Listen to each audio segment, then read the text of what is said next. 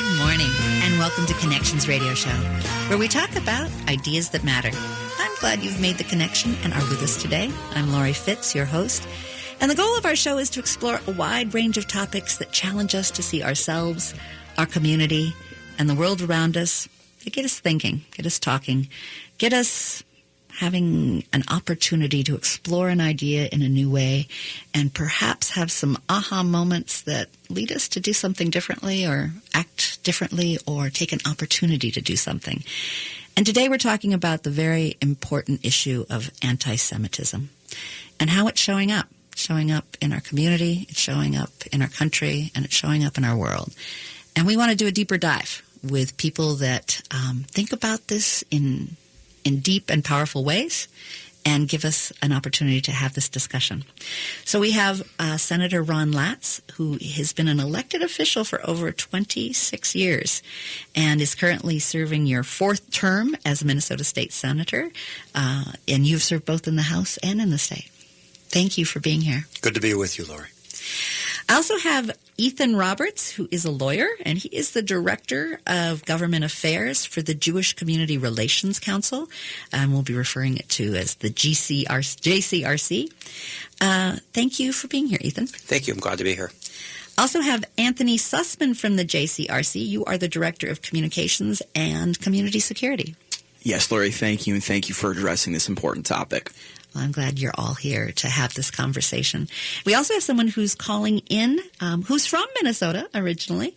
Aidan Pink is the Deputy News Editor for The Forward. Welcome, Aidan.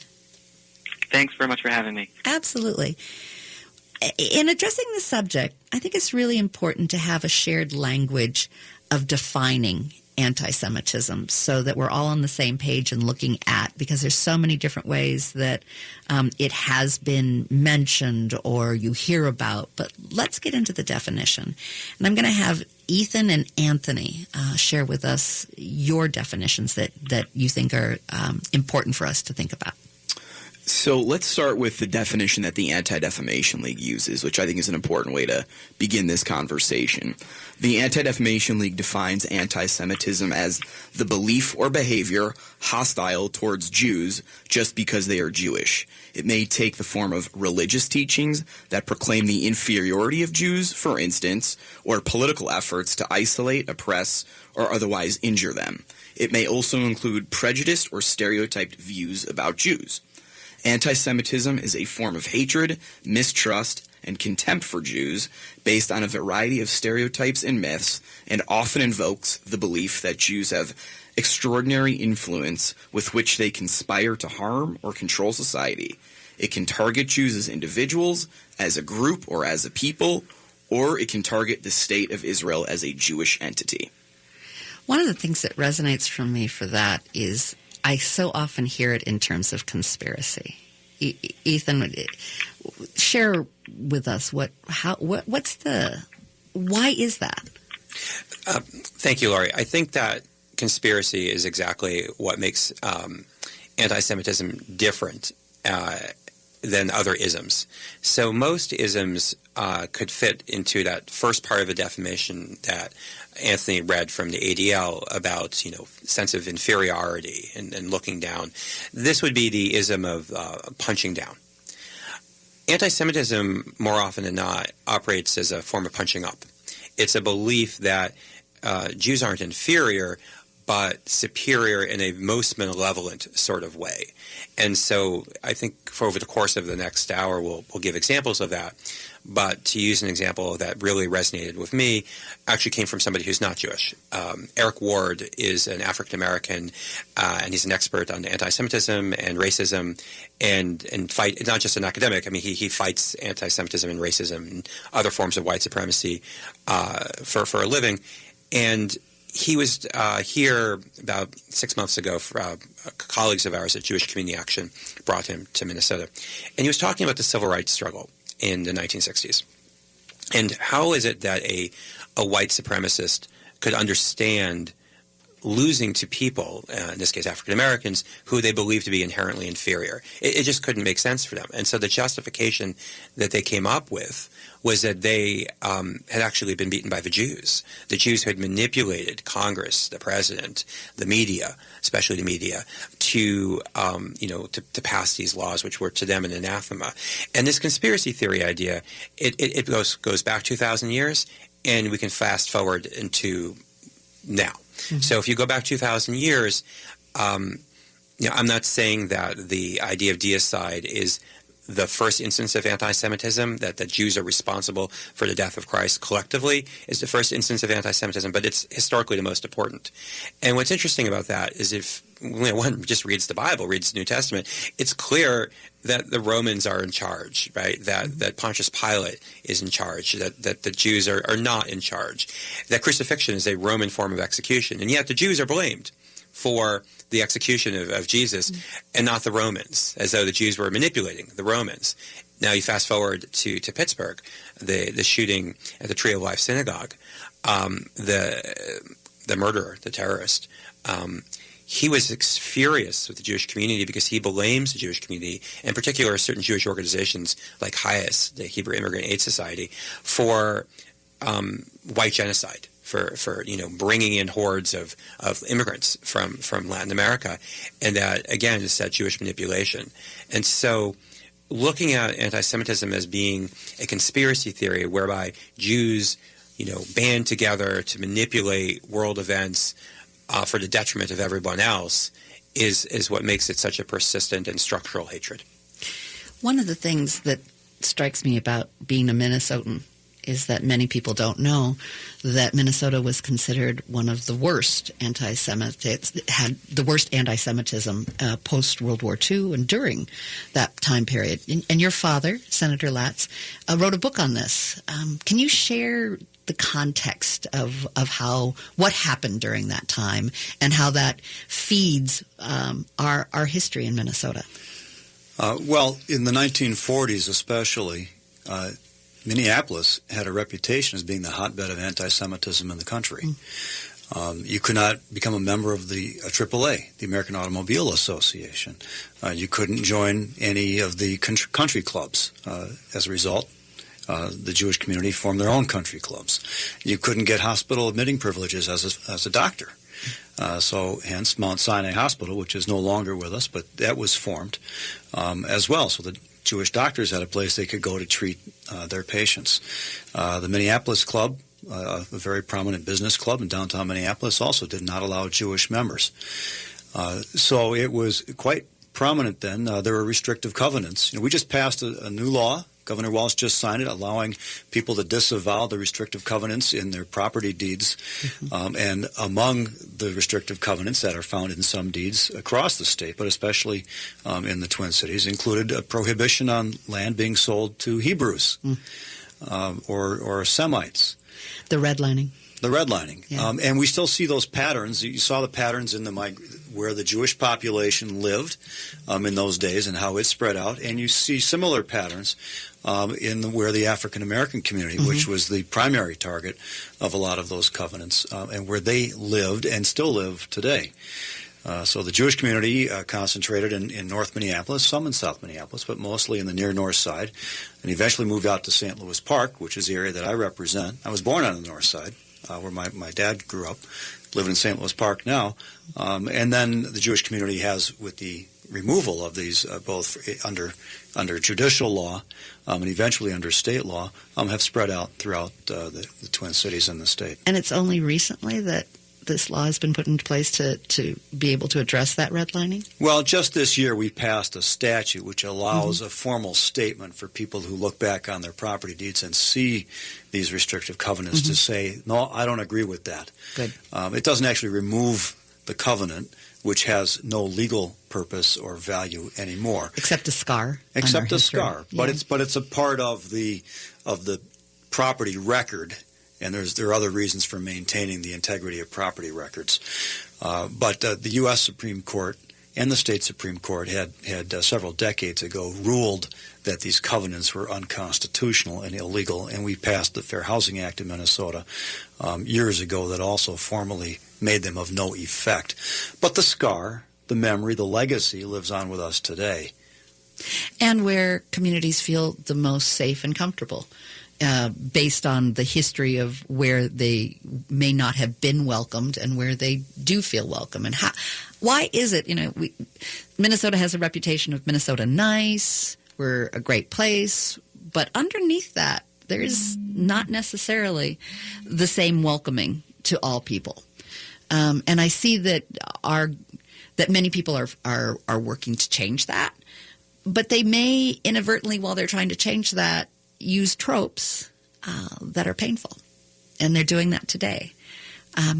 I know we only have a couple minutes to at least get this conversation started about the tropes, but I would really like to hear how people can be trying to do the right thing but use tropes inappropriately and not even know that they're tropes and cause pain. Whoever would like to start with that one, I will let Well, I'll just take a first shot at it.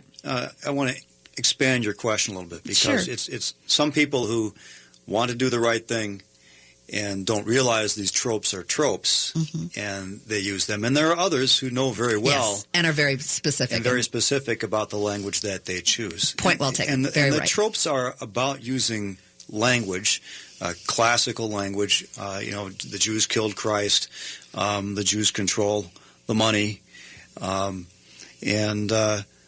they use those as a spear to put down Jews that are involved in the community, put down the point and the goal of what members of the Jewish community may be advocating for, to try to elevate their own position as well. But the impact of these tropes is really devastating because rather than arguing on the merits of a particular position or policy, it's in the nature of an ad hominem attack. The Latin term for attacking the person rather than the idea. And that's essentially what it's doing. It's demeaning, diminishing, attempting to undermine the particular idea or issue that's in dispute by attacking the messenger, and discrediting the messenger, and in a way that doesn't really allow for a response on the merits. Right. It's been sidelined. Right. Well, we'll talk more about that in our next segment. We'll open up the conversation to how is it being used as a political football and what does that look like? So thank you for being with us today and sharing in this conversation. And I encourage you to stay with us and learn more about how this is impacting our lives today. This is Connections Radio Show here on AM 950, the progressive voice of Minnesota. I'm Peter Ratcliffe from the Eastside Freedom Library, and I'd like to tell you about an historic place on Payne Avenue. Brunson's Pub is a place where history and passion are a part of every detail, starting with the menu. The Payne-Phelan neighborhood arose from Dakota people who lived here for hundreds of years, and pioneering immigrant communities, Irish, Swedes, German, and Italians, who made the East Side their home. More recently, waves of new residents from Asia, Latin America, and Africa continue the rich immigrant history and are revitalizing the community's cultural life and economy. Come experience Brunson's Pub at 956 Payne Avenue and grab a discounted gift card when you mention that you're an AM 950 listener or a supporter of the Eastside Freedom Library. Be sure to check out brunsonspub.com. Do yourself a favor and check out the amazing cuisine of eatlocalminnesota.com. More than just a website, eatlocalminnesota.com provides you with the best local and independently owned restaurants in the Twin Cities. The award-winning Hazel's Northeast combines the feel of a small-town diner with the vibrant nature of its Northeast Minneapolis neighborhood. Whether it's breakfast, lunch, weekend brunch, or dinner, their classically inspired and creatively prepared American comfort food is always made from scratch. Hazel's Northeast at 29th and Johnson in Northeast Minneapolis. EatLocalMinnesota.com. The dedicated staff at Nightingale Restaurant take pride in presenting a thoughtful and delicious approach to food and drink, whether you're visiting for dinner, happy hour, or brunch. Their focus on made-from-scratch meals using sustainable and local ingredients is likely to make Nightingale your go-to spot for inspired food and drinks. Nightingale, Lindell and 26th in Minneapolis. Hello, humans. This is me, Ellie Krug, with Ellie 2.0 Radio on Monday mornings from 7 to 8 a.m. This week's show is a hodgepodge. I'll talk about a panel I was on in Chicago and the role of straight, white-collar men in championing diversity in the legal profession. And the big interview will be with folks from Minnetonka High School regarding their program of lettering in community service. What an idealistic idea. Ellie 2.0 Radio, engaging in real on AM 950, the progressive voice of Minnesota.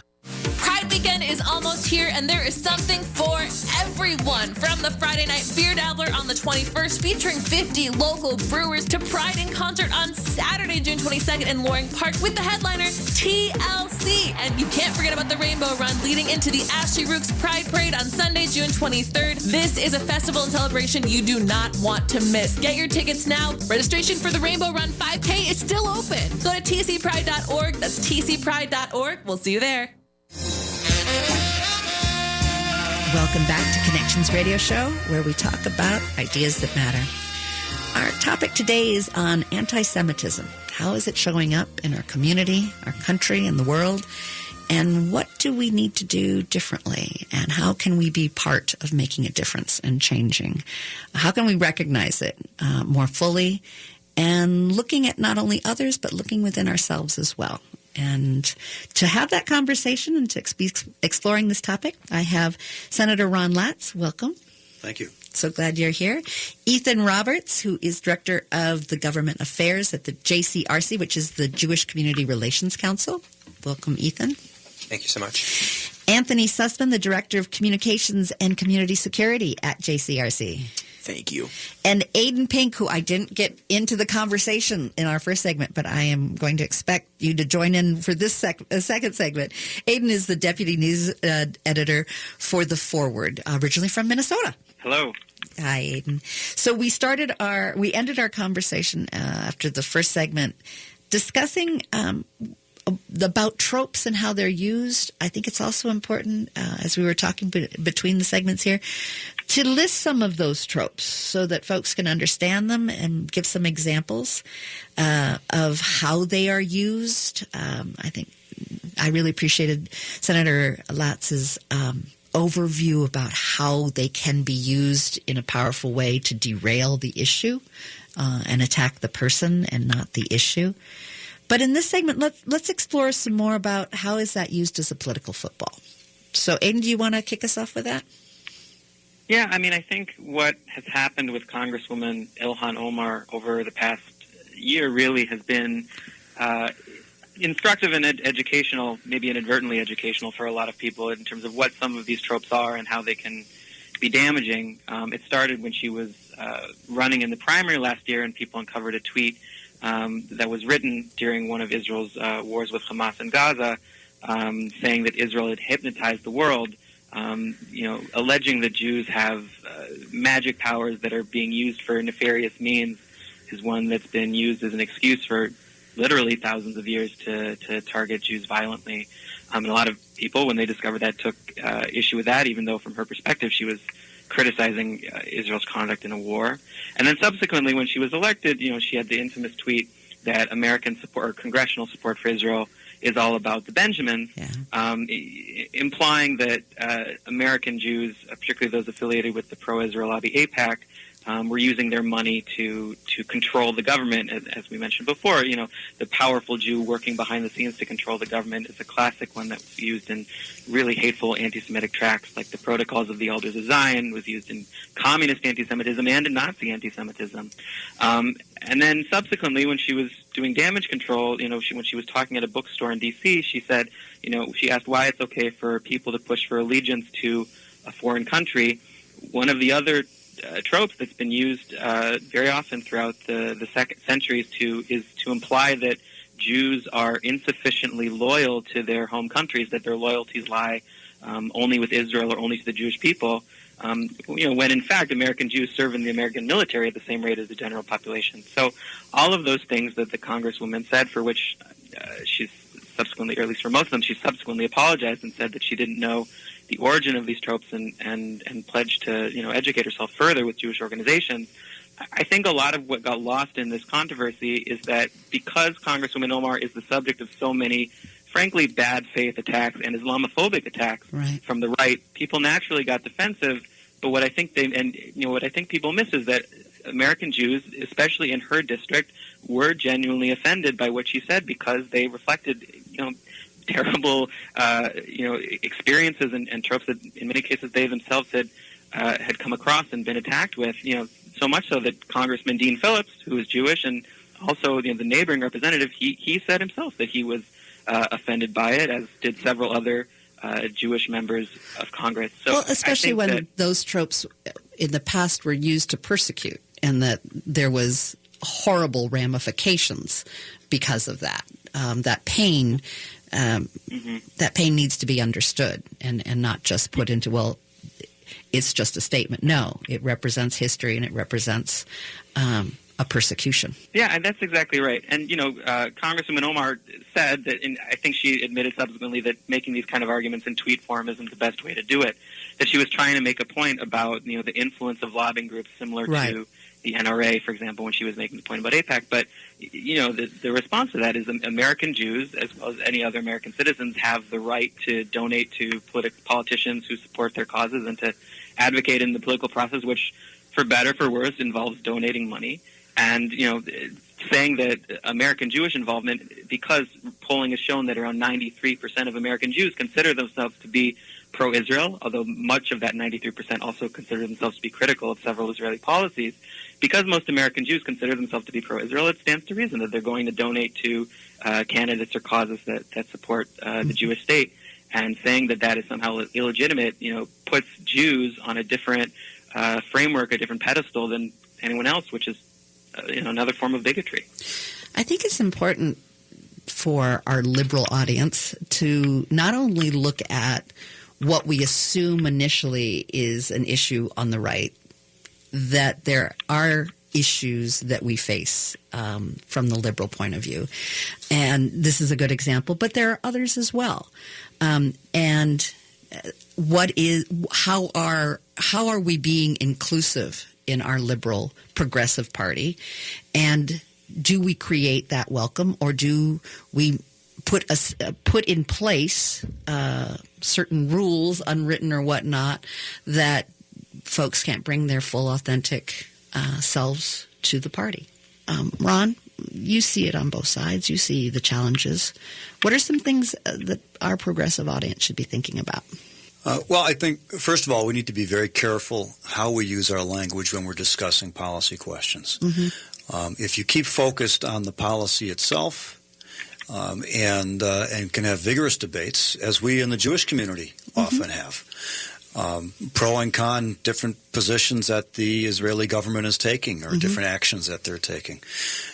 Keep it focused on the policy. And not so much on the religious source or the religion of the person who's making the argument one way or the other. That helps. If Representative Omar had said that she has concerns about the influence of money in politics as a general matter, then that would have been one thing. I would agree with that. Yeah.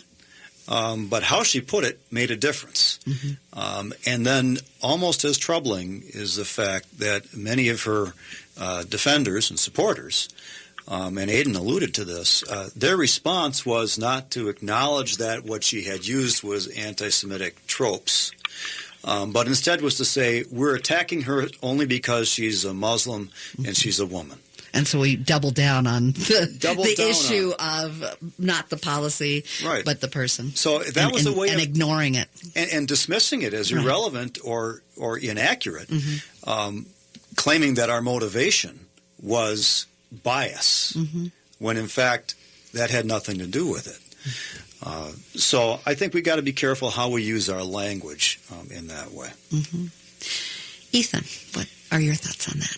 So earlier I was talking about the civil rights movement and the conspiracy theory that's, it's a Jewish manipulation. You see some echoes of this with the Israel debate. Not only are an overwhelming majority of American Jews supportive of the U.S.-Israel relationship, so are an overwhelming majority of Americans. And, maybe the reason why Congress is, pro-Israel and most Minnesotans are because we have good arguments, because we build relationships, because we organize. We do all the things which all American citizens are encouraged to do in our democracy. But if you go straight to the Benjamins, you go straight to hypnosis, then you're doing a disservice to, the intellect of decision makers and of the people of this country and of this state who have heard the arguments and have decided that they don't think that Israel is inherently evil. They do believe that there's value in this relationship between our country and our state and Israel, and that in this very difficult conflict, there is blame on both sides. Well, in our next segment, we're going to go a little deeper and look at what's happening right in our own community in Minnesota. What are some issues that we're facing and things we want everyone to be aware of and talk about and think about, because these are what affects one affects all. And we all need to do better and be better. And you're listening to Connections Radio Show here on AM 950, the progressive voice of Minnesota.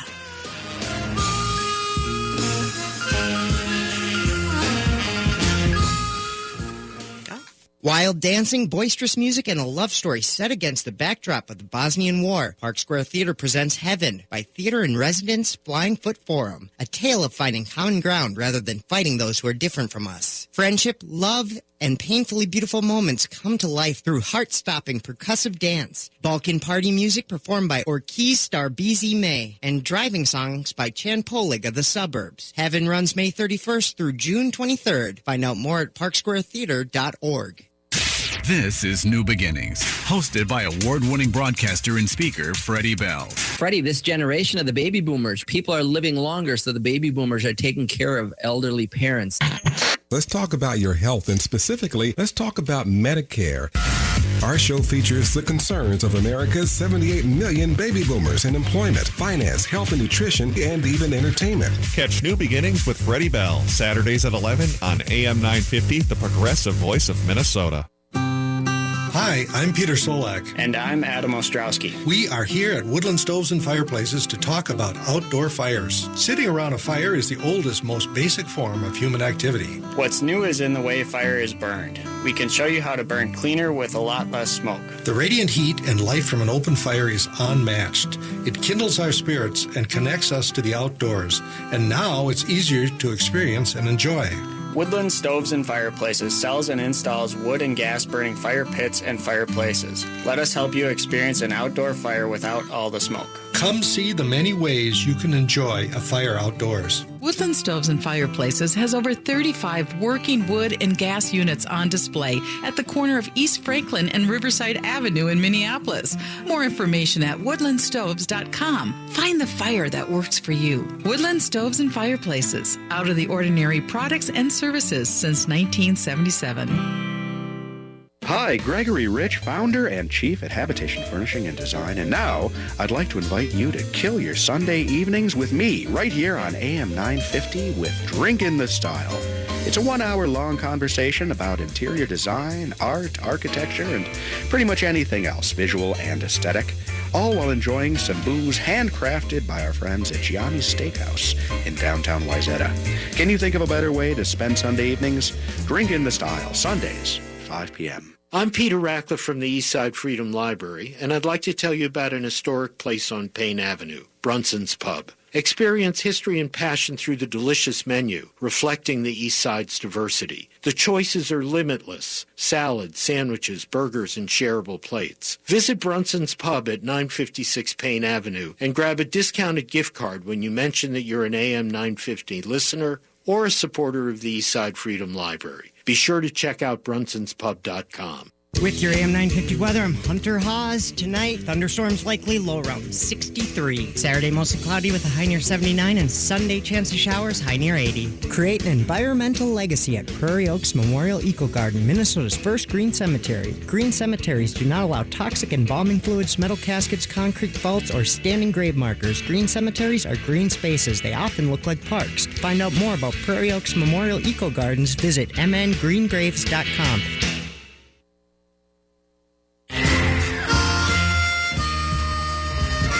Welcome back to Connections Radio Show, where we talk about ideas that matter. And the idea that we're talking about today is one that's more than 2,000 years old, and we're still grappling with anti-Semitism and how it shows up, and how do we need to think about it? How do we need to talk about it? How do we need to make some changes? And I've got some great people who are giving us insights and ideas to think about in terms of making new connections in our awareness and how we may want to approach the subject in the future. I have Senator Ron Latz. Welcome. Hi, Lori. So glad to have you here. Been in politics forever, since you were knee-high and realized that there was politics in your family, and have been serving in politics for the last 26 years. I have Ethan Roberts, who's a lawyer and a director of government affairs at JCRC, which is the Jewish Community Relations Council. Thank you. Glad to be here. Glad you're here. And I have Anthony Sussman, who's also with JCRC. He's the director of communications and also community security. Thank you, Lori. And Aidan Pink, Deputy News Editor for Forward. So glad you're here, Hello. Aidan. Thank you. Thanks for having me. So in this segment, I'd like us to be looking at an issue that comes up in terms of how are we looking at our relationship with Israel, and how does that impact how we look at things in Israel and look at folks that are calling names and trying to figure out where do we stand and what is this all about. We have commentators that believe that a criticism of Israel is anti-Semitic. Yet many Jews also criticize actions of the Israeli government and actions they take. How can one really tell the difference between the legitimate criticisms of Israel and ones that are considered anti-Semitic? And I also want to touch on this on what's happening on the college campuses. So, Ethan, I'd love to have you start us off in thinking about this concept. It's a great question. It's a particularly great question because I think that there's a misconception that any criticism of the Israeli government or of Israel is inherently anti-Semitic. We at the JCRC don't believe that. And in fact, actually, if we did believe that, then we ourselves would be anti-Semites because our organization, on occasion, has also been publicly critical of the Israeli government. Where we cross the line into anti-Semitism depends a part on what are you arguing for and how are you arguing it. So if what you're arguing for is that Israel should be a better country, that Israel's government should be a better government, and it should treat the Palestinians a different way or live in its own society, then it's probably not anti-Semitic. However, if the aim of your criticism is not on the positions of a policy, much as like we might be critical of the positions or politics of our own country, but on whether the country is a legitimate nation, whether it should exist, then we very well may cross the line into anti-Semitism if the person who's making that argument doesn't otherwise think that other countries are illegitimate, right? So if you're somebody who doesn't believe in any country, okay, fine. But I don't know many of those people, right? And so, of all the fear and anger that people may have nationally towards our country right now, or many Americans may have, I don't really ever hear the argument that the United States should cease being a country, or it was founded in some sort of, it's just per se illegitimate. So, unfortunately, much of what is known as the boycott, divestment, and sanctions movement is simply about creating the conditions where Israel ceases to exist. And they're clever. They often won't admit to that. But if you look at the prongs, or if you look at actually the rhetoric of the founders of the movement, they're clear enough that that is the goal of the movement, is that they're not looking for a two-state solution. They're looking for the one-state solution of Palestine from the river to the sea. That's something they chant. So that would be the entirety of it. Now, what happens with the 9 million Israeli citizens, of which 80% or so are Jewish? God only knows. Additionally, beyond just the goals, it's also the rhetoric and the tactics which are used. So if you use rhetoric which is particularly painful and intended to hurt by comparing, let's say, Israel to the Nazis, right, or saying that what is happening in Gaza is genocide or worse than the Holocaust, then your rhetoric is so unmoored from reality, it's so untethered from anything that's intellectually fair, that is also anti-Semitic, because again, it's demonizing the Jewish state.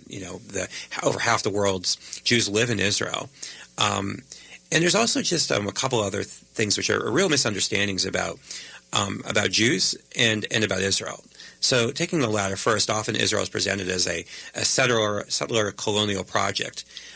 Half of Israel's people are from the Middle East, half, and increasing percentage.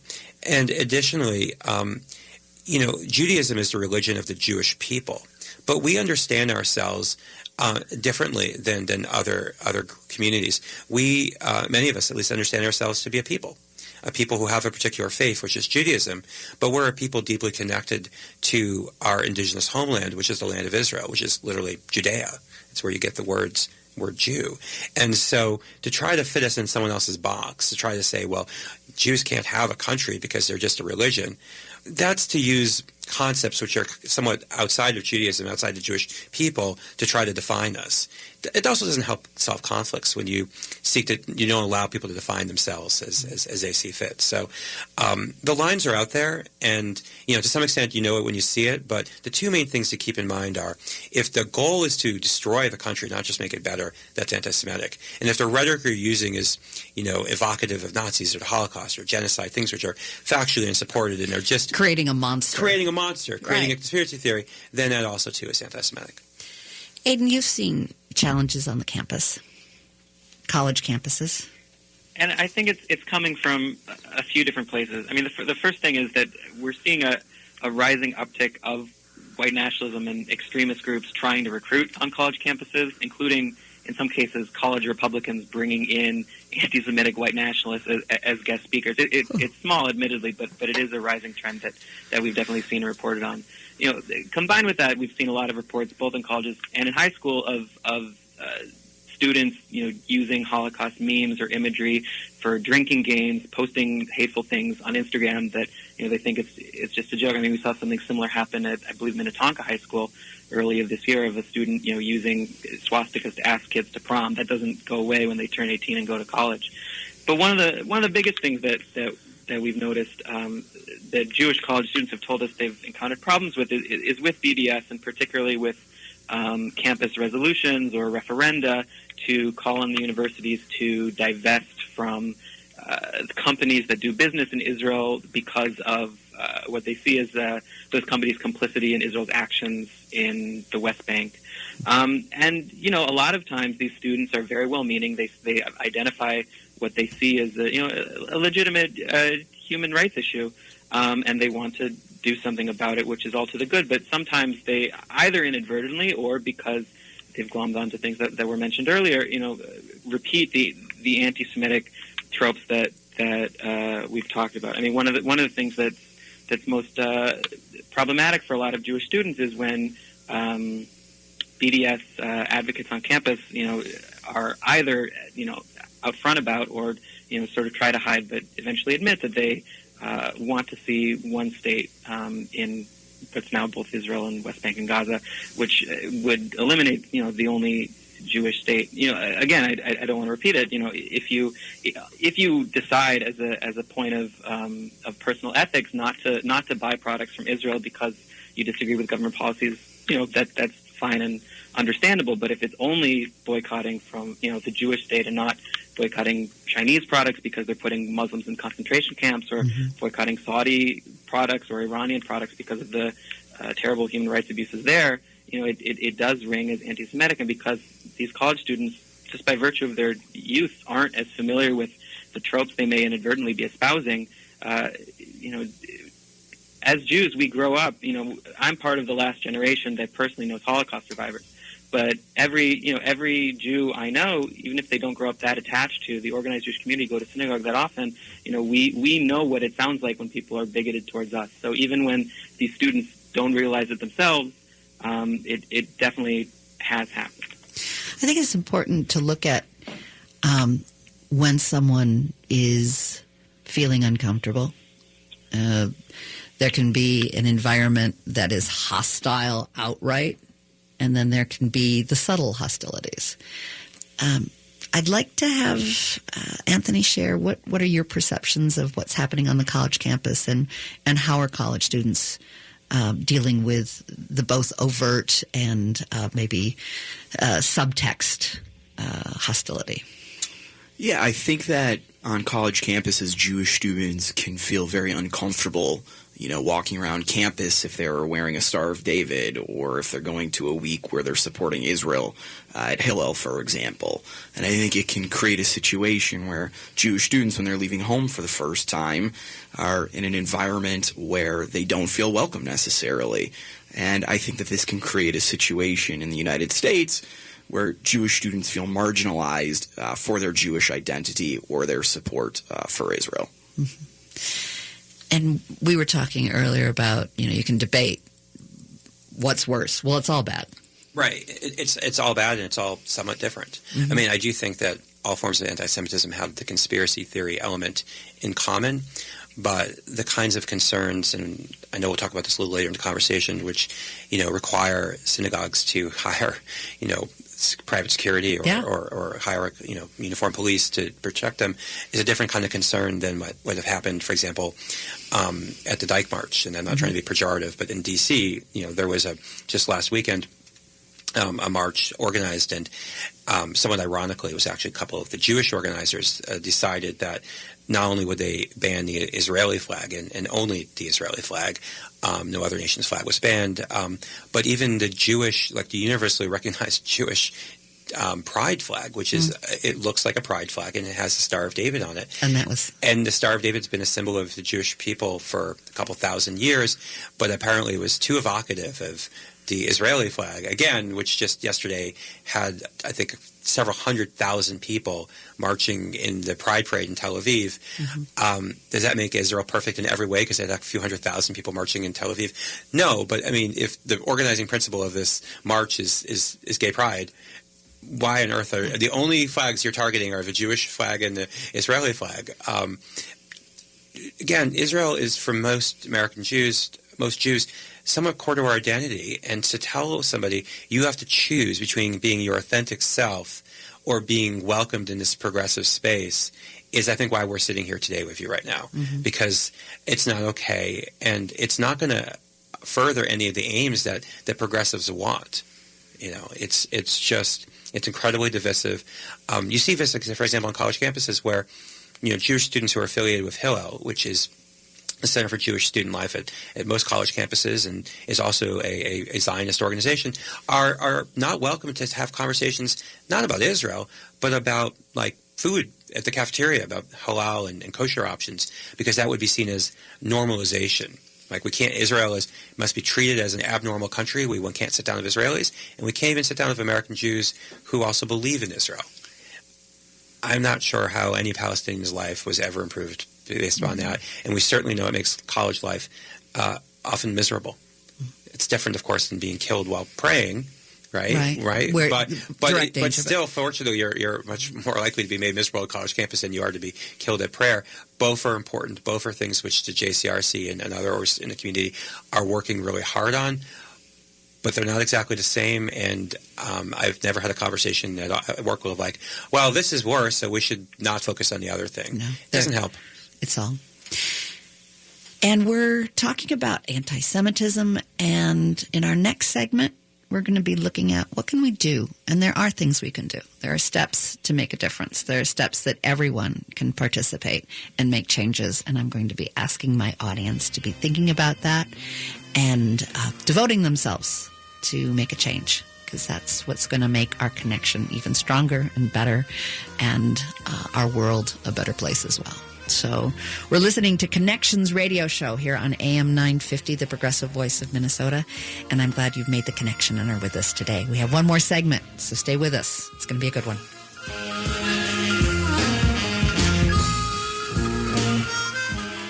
Wild dancing, boisterous music, and a love story set against the backdrop of the Bosnian War. Park Square Theater presents Heaven by theater-in-residence Flying Foot Forum. A tale of finding common ground rather than fighting those who are different from us. Friendship, love, and painfully beautiful moments come to life through heart-stopping percussive dance. Balkan party music performed by Orkez Starbizi May, and driving songs by Chan Polig of the Suburbs. Heaven runs May 31st through June 23rd. Find out more at parksquaretheater.org. Hello, Twin Cities listeners. Tom Hartman here. Join me for a talk on Saturday, June 29th at Next Chapter Booksellers. That's at 38 South Snelling Avenue. It's at 7 p.m.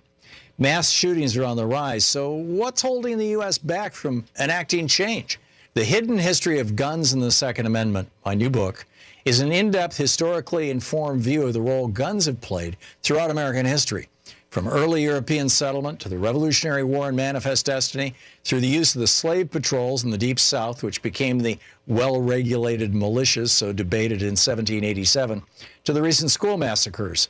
Plus, I'll talk solutions and sign books. In fact, a whole spectrum of my books. So if you have questions, come. We'll be doing a Q&A. Put it on your calendar. Saturday, June 29th at 7 p.m., join me at Next Chapter Booksellers, 38 South Snelling Avenue. Look forward to seeing you there, and bring your questions. Tag You're It.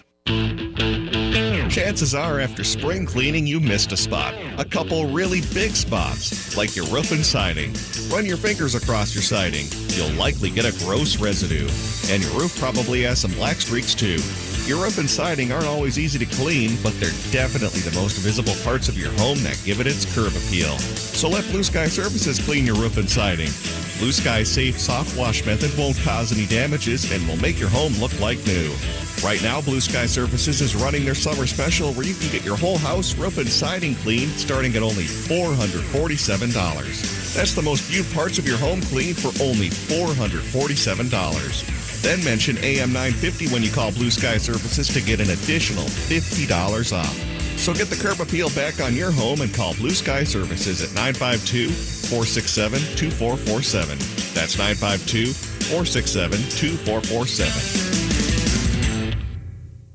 Hi, Matt McNeil for Rudy Luther Toyota. It's so amazing when two of your favorite things come together, like the new Toyota RAV4 having a hybrid version. Stylish, energy efficient, and tough. You can't find a better combination. A showstopper interior with intuitive technology, the look which gets you noticed, and the durability for all types of driving. And the RAV4 hybrid received the NHTSA 5-star overall safety rating. Test drive one today. Stop by Rudy Luther Toyota, 5 miles west of downtown Minneapolis on 394.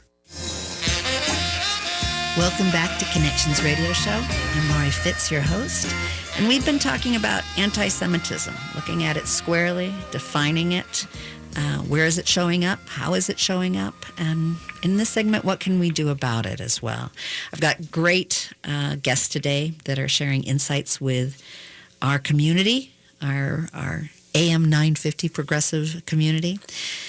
I have Senator Ron Latz, who has been elected official for 26, but has been in politics for just about forever since he's been growing up. Thank you, Senator Latz, for being here today. Thanks, Laurie. We have Ethan Roberts, who is the Director of Government Affairs at the Jewish Community Relations Council for that's Minnesota and the Dakotas. Yes. And thank you. Welcome for being here. I'm glad to be here. I also have Anthony Sussman, who's the Director of Communications and Community Security from JCRC as well, and Aiden Pink, who is the Deputy News Editor for The Forward. So welcome to you all. Thank you. In our last segment, I'd love to have Senator Latz share the political issues that impact this, and what has been opened up, especially in these last few years, that we see it more starkly in our politics? Well, I think we're seeing either apologies or non-action on the part of many public officials, those who are in the media and who are saying things using language that appears to give the green light or give permission for people to act out or to copy them. When the president says that there are good people on both sides of the white nationalist march, that's terrifying. That's terrifying. And you saw violence resulted in Charlottesville as well. There was a patron at a restaurant in Minnesota a couple of years ago who was attacked because she was a Muslim and was wearing garb and speaking in her native language as well as in English with her family. And that was what prompted me to introduce a bill that enhanced bias crimes for assaults in Minnesota. The problem is when you've got those kinds of messages coming from the media and from the public officials, it appears to give permission for people to act out violently. And so we need to condemn it where we see it and to stop using language that contributes to that kind of an atmosphere. And we've seen horrors. We've seen synagogues be attacked, both in our country and Australia, so we're seeing it all over the world, that make us feel, what can we do? And we don't always know what that answer is. I know, Anthony, you have been working with people that want to make a difference and come together and support it. Can you share what are some tangible things that we can do? Yes. Oak Creek, Charleston, Christchurch, Pittsburgh, Poway, Sri Lanka. These are all places where people who were gathered in prayer were killed by far-right extremists. An attack on a mosque is an attack on a church, is an attack on a temple, is an attack on a synagogue. We are working with our federal, state, and local law enforcement partners, the Jewish community and the Muslim community locally here in Minnesota to ensure our safety. Thanks to the leadership at the Minnesota State Legislature this year, we worked on something called the Nonprofit Security Grant Program, which provides funds to houses of worship to better protect their environments through physical security measures. It's also just a matter of being good neighbors, calling it out where you see it, being there for your neighbors, being supportive in public schools. If you're a student and you see a Muslim student who's being targeted for wearing a hijab, be there for that student and try to be an ally and a bystander that can help them. We see it through our Holocaust education programs as well. This is a very good avenue for the Jewish community to get into public schools and to get into churches and other civic organizations to teach about the Holocaust and so that we can learn from the lessons of the Holocaust and how that can apply today. And neighbors can support neighbors to make that happen and to advocate and to be there. Want to have everyone have an opportunity to give a suggestion to my audience? Ethan? So I think to echo what Senator Latz said earlier, everyone needs to stop playing political football with anti-Semitism. If you see anti-Semitism within your own ranks, even if the person they're targeting is someone that you also don't agree with or a position or cause you don't agree with, it's incumbent upon you to condemn it or to at least call it out, because you're going to have the credibility with that person in a way that your political opponents won't. It does us no good to just, to mix our metaphors here, for the New Testament, to just look at the anti-Semitism that comes from the other side, Senator Latz. Whether it's on the left or the right, condemn it where you see it, and be really careful what you say yourself, that you're not contributing to an atmosphere of violence or intolerance or lack of acceptance. Aiden, last word.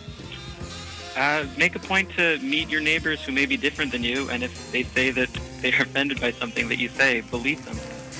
And you're listening to Connections Radio Show. We're glad you're here and glad you made the connection.